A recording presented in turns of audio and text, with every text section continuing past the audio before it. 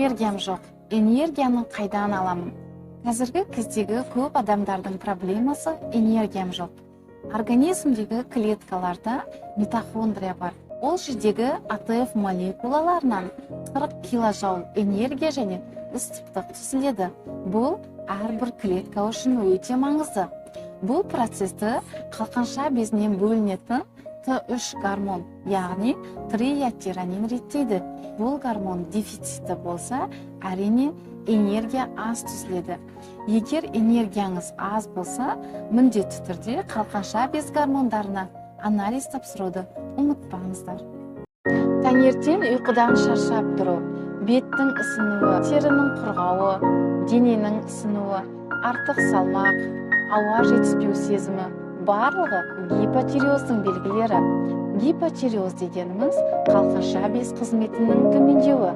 Нәтижесінде қалқанша без гормондарының дефициті пайда болады. Егер сізде осындай белгілер болса, қалқанша без гормондарына анализ тапсырыңыз.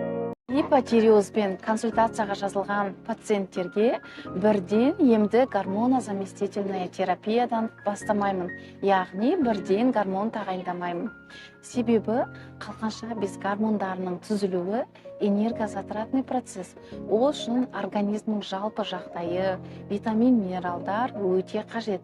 Сондықтан бірінші этапта организмнің жалпы жағдайын жақсартып, витамин, минералдар дефицитін толтырып, екінші этапта гормон тағайындаймын. Кейбір жағдайларда витамин, минералдар дефицитін толтырғанда гормондар деңгейі нормаға келеді және пациенттің жалпы жағдайы жақсарады. Ал кейбір жағдайларда әрине гормон тағайындауға тура келеді. Бұл туралы мен гипотиреоз гайдта толығырақ тоқталып кеттім. Практикада мен өзімнің пациенттеріме гормон тағайындағанда бірден үлкен дозадан бастамаймын. Себебі ұзақ уақыт бойы гормон дефицитінде жүрген адамға бірден үлкен дозада гормон тағайындалса, керісінше оның жағдайы нашарлауы мүмкін.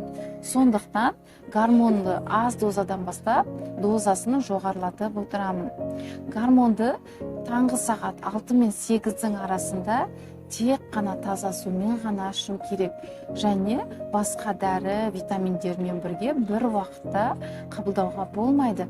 Себебі егер сіз басқа дәрі витаминмен бірге гормонды бір уақытта қабылдасаңыз, гормонның сіңімділігі төмендейді.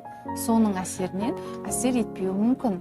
Сондықтан таңғы сағат 6 мен 8-дің арасында тек қана гормон қабылдайсыз, бір сағаттан кейін басқа витамин дәрілеріңізді қабылдауға болады.